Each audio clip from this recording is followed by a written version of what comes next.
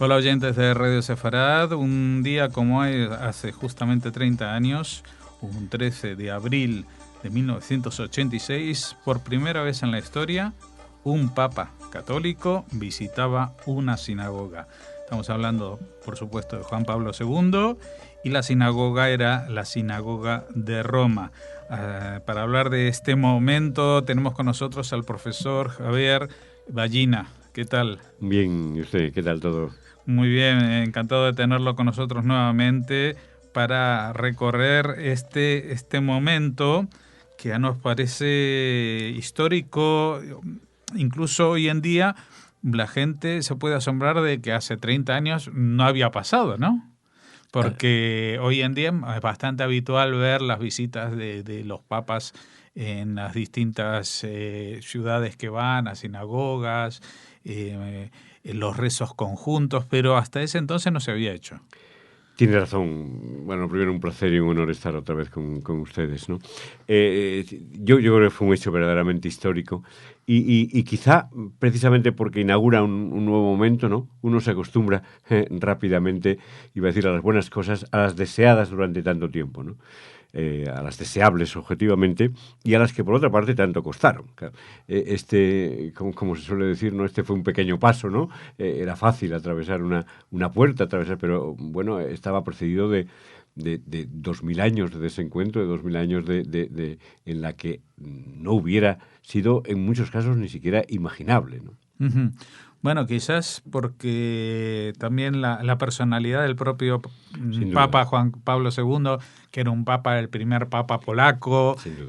venía de un país comunista, él había tenido amigos judíos Exacto. de la adolescencia en Sí, el grupo de teatro, sí, sí, sí, etcétera, ¿no? sí. Él había visitado, siendo obispo, ¿verdad?, arzobispo de Cracovia, la propia comunidad judía de Cracovia. Es decir, que no era algo baladí, ¿no? Ojo, si mi memoria y los recuerdos de lo que uno lee, ¿no? No fallan, en un momento en que la propia Iglesia polaca no estaba precisamente, digamos, muy unida sobre ese tema, había sido ya un pionero, ¿no? Todos recordamos el sufrimiento, no solo ya lógicamente, del exterminio en la Shoah, sino de la propia posguerra y de lo que sucedió en Polonia, ¿no? Por tanto, Uh-huh. no venía de tierra fácil, pero al mismo tiempo venía ya de un compromiso grande, que como usted dice, hay anécdotas ahora que se atribuyen a su propia juventud y adolescencia en el trabajo, incluso la niñez, ¿no?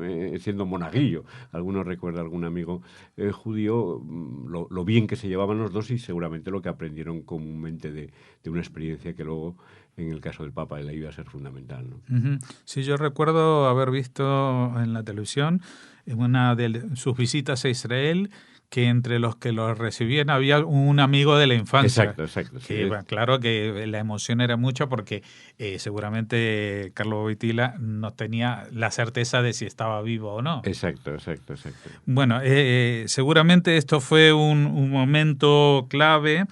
También tenemos que señalar que no viene de la tabula rasa, ¿no? No, sin duda. Había ya, justamente este año que hemos acabado, el 2015, celebramos 50 años de la Declaración Nostra Aetate. Sin duda. Ya Juan XXIII había puesto los cimientos para este concilio, para que en el segundo concilio ecuménico pues se hablara de ese tema que finalmente se rubricó durante Pablo VI, ¿no? Exacto. Sí, este era un largo proceso, ¿verdad? Había comenzado, yo creo, con la conciencia después de la SOA, de la imposibilidad de seguir así, ¿no? Si había dos momentos fundamentales en esa historia de la relación entre la Iglesia Católica y la modernidad, uno de ellos era este, ¿no? Desde luego, ni había salido bien, entre comillas, ¿no? El diálogo con la Ilustración, ni había salido nunca bien el diálogo interreligioso, por incomprensiones, por en fin, un lastre de la historia enorme, etc. Y Juan XXIII yo creo que supo verlo, ¿no? Ya lo había practicado también en su Venecia, ¿verdad? Y en su diálogo diplomático del que era especialista, y el Concilio Vaticano II y su compromiso. Y la persona que designó para llevar ese carro, el cardenal Bea, que dio un testimonio enorme en su relación. Y como bien decías, venía precedido de un encuentro ya en Alemania, ¿no? De la comunidad católica y judía, que habían trabajado, iba a decir, teológica y políticamente, no en vano, ¿no? Iba a decir casi a veces contra viento y marea, contra, iba a decir, estereotipos que todavía en los años 60, parece mentira, pero se conservaban, ¿no? Y sin embargo, pues empezaron a dar fruto en el papado de Juan XXIII, a mi entender, sí. Bueno, y si hablamos de los inconvenientes que hubo justamente durante las conversaciones para llegar a esta declaración Nostra Aetate, también la visita de hace 30 años tuvo ecos muy críticos y polémicos dentro de la Iglesia, ¿no? Sin duda, sin duda. Hay uno que recuerdo, digamos, por lo emblemático, más allá de que, en parte, por fortuna, sea muy minoritario, ¿no? Pero estos famosos lefrerianos, ¿no? Los obispos de este seguidor le llamaban algo así como no hagas de Caifás, ¿no? Es decir, tuvieron una concentración en la propia plaza de San Pedro, ¿no? Para tratar de impedir la visita. Es decir, el eco de esos momentos no era tampoco precisamente el que hoy celebramos por la normalidad, ¿no? Por tanto, significaba una valentía que, bueno, Juan Pablo II no le faltaba, pero... Y vino precedido también de un diálogo muy intenso que a veces, esto se conoce poco, ¿verdad?, dentro del propio mundo judío y católico. Se habían reunido, nada menos, si no me falla la memoria también y las lecturas, ¿no?, prácticamente todas las comunidades judías de Europa, gran parte de los rabinos se habían intercomunicado del mundo, ¿no? De tal manera que dicen las crónicas, ¿verdad?, que, y quizá nuestra pequeña memoria, nada fue improvisado en esa hora larga que estuvo el Papa en la sinagoga. Bueno, el que lo recibió y que era gran rabino de la sinagoga de Roma, entonces Elio Toaf, sí, que murió el año pasado. Muy poco, sí. Sí, yo el dato que tengo es que se encontraron por primera vez el Papa y Elio Toaf, el 8 de febrero de 1981 durante una visita pastoral del Papa a la parroquia romana de San Carlos ai Catinari, cerca de la sinagoga, y allí parece que ya tuvieron un primer encuentro. Momento, sí. Sin embargo, yo he recogido la noticia original de la hemeroteca, tal como se redactaba hace 30 años, y me llamó la atención este párrafo. Estaba hablando de esta declaración Nostra Aetate, dice en la citada declaración conciliar Nostra Aetate que una reciente encuesta, estamos hablando de 1986, ha demostrado ser el documento del Vaticano II más desconocido por los católicos, incluido el clero. Y se decía que como es tan grande el patrimonio espiritual común a cristianos y judíos, el concilio quería fomentar y recomendar el mutuo conocimiento y aprecio entre ellos, que se consigue sobre todo por medio de los estudios bíblicos y teológicos y con el diálogo fraterno. O sea que si ahora estamos hablando de las reticencias en ese momento, pues todavía lo que había pasado 19 años antes estaba muy fresco. Sin duda. Esa es la importancia de los gestos históricos y yo creo que de los valientes que simbólicamente representan casi en este caso, ¿no?, un verdadero giro copernicano, ¿no? No tanto, obviamente, el acto en sí, como es lógico, ¿no?, que es importantísimo, sino, reitero, como bien decías, el sustrato que claro, eso tarda en alimentar el inconsciente y consciente colectivo. He utilizado la palabra copernicano casi aposta porque lo de Galileo no fue fácil, por muy evidente que fuera, ¿verdad?, que no giraba el sol alrededor de la Tierra, sino al revés. Y por tanto aquí también fíjese que todavía hoy yo creo que subsisten algunas barreras todavía difíciles de solucionar, a pesar, lógicamente, de este ambiente tan favorable que generó aquella visita y que yo creo que hizo un punto de no retorno, por fortuna, ¿no? Respecto a lo que pasó dentro de la sinagoga, ¿qué es lo que se recuerda de esa visita? Bueno, yo creo que estaba, iba a decir, casi el mundo judío entero allí, ¿no? Recuerda usted que se invitó prácticamente a todos los grandes rabinos que representaban, obviamente, las comunidades, los presidentes de las comunidades, por supuesto, italianas, romana, en este momento una mujer, ¿no? Creo que presidía la comunidad italiana, ¿no? Es decir, por tanto, iba a decir, casi todo el judaísmo, no solamente de Italia, sino de Europa y de Estados Unidos, en fin, casi ese mundo de los 14 o 15 millones de personas estaba allí presente, ¿no? Y luego estaba presente una gran representatividad del mundo católico, ¿no? Y por lo tanto yo creo que primero ese abrazo, ¿no? Que el propio gran rabino, ¿no? Manifestaba diciendo que me emocionó porque, digamos, lo hicimos de igual a igual, ¿no? El propio Papa se quitó el crucifijo. No lo llevó a la sinagoga, ¿no? No lo llevó a la sinagoga. Este nuevo... Y también creo que rezó un poco aparte. Exacto, ¿no? es decir, que de tal manera que la incorporación de un cierto lenguaje judío al propio discurso, si lo recordarán, ¿no? En un momento determinado, cuando hablaba de Dios, decía Baruch, tal, o la incorporación de palabras, obviamente hebreas, al propio discurso, alguna lectura del propio Tanaj en hebreo. Es decir, y creo que la famosa frase, la de los hermanos mayores... Exacto. Iba a concluir quizá con ese pensamiento, ¿no? Ahí cambia, o ahí se expresa el cambio que nuestra Tate quería hacer, y todavía no está terminado a mi entender, de la nueva relación basada no ya en ningún tipo, digamos, de mácula sobre el pueblo judío, sino al mismo tiempo de que la Iglesia no tiene misión evangelizadora con el pueblo judío, ¿no? El pueblo judío es su hermano mayor, de quien se siente, por tanto, del mismo tronco, y nada tiene sentido discutirle respecto a la relación con Dios y a la relación con la propia religiosidad de la historia, ninguna cuestión mayor al mundo judío, ¿no? Y bueno, se inicia, por tanto, una teología que ha dado, yo creo, una frescura a la propia teología católica, que no había incorporado. Es verdad que el mundo académico ya lo estaba haciendo, si no, no sería posible esta propia reflexión, ¿no? Pero de una manera enorme y didácticamente, yo creo que conclusiva hacia el mundo entero, ¿no? De decir, bueno, esta religión es nuestra hermana por infinitas razones y además nosotros descendemos de ella, ¿no?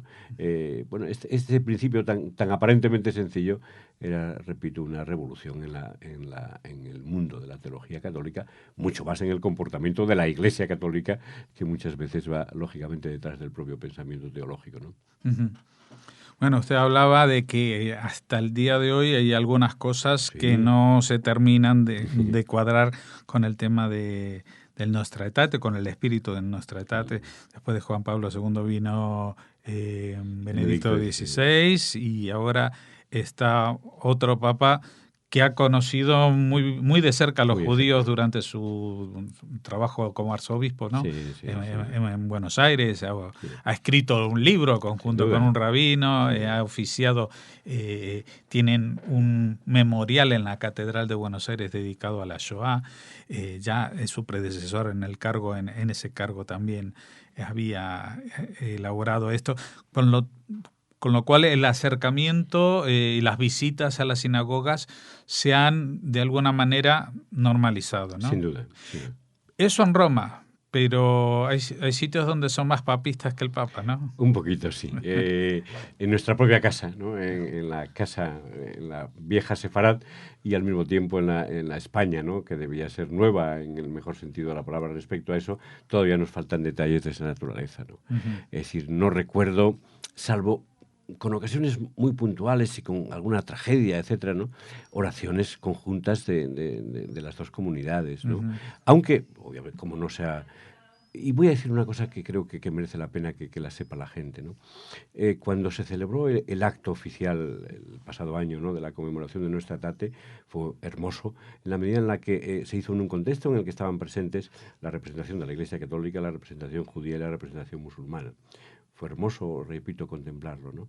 Pero las palabras todavía fueron de cuánto queda pendiente por hacer, no solamente de forma general, sino en nuestra España, ¿no? Es decir, en la que todavía no existe un comité de enlace normalizado, ¿no?, sobre esas relaciones, en las que no se trabaja todavía conjuntamente y en la que todavía estos gestos casi históricos serían bienvenidos. Es cierto que el 92, ¿verdad?, representó un momento simbólico importante con la realeza, con, lógicamente, los obispos que acompañaron a esa especie de reconciliación que supuso el 1492 sobre la expulsión de los judíos, pero creo que falta camino por recorrer. Sí, más casi la monarquía que la Iglesia Católica. Sí, parece que lo hicieron más como españoles que como católicos. Casi, tiene usted razón.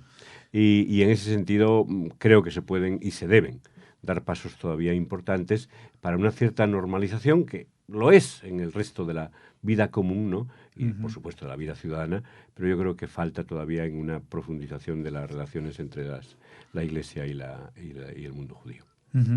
Bueno, quiero apuntar a algún detalle más, porque justamente leyendo este artículo original del año 86, de pronto descubro, dice, porque todavía no hay relaciones diplomáticas con Israel, y ese es un punto que todavía tenía pendiente el Vaticano y que se normalizó finalmente en el año 93. Sí. Justo este año 1986, pocos meses antes, España entablaba relaciones diplomáticas con Israel. Fue un año muy significativo en muchas cosas, ¿no? Sin duda, sin duda.